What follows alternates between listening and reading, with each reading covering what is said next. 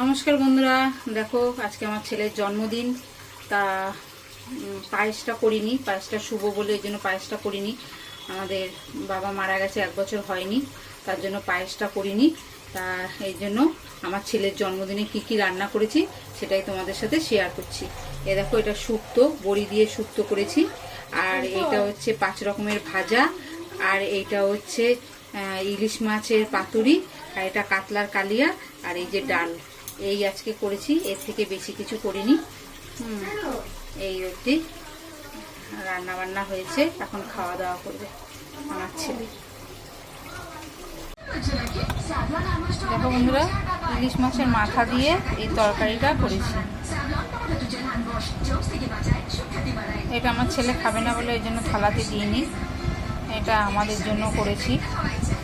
ইলিশ মাছের মাথা দিয়ে তরকারি।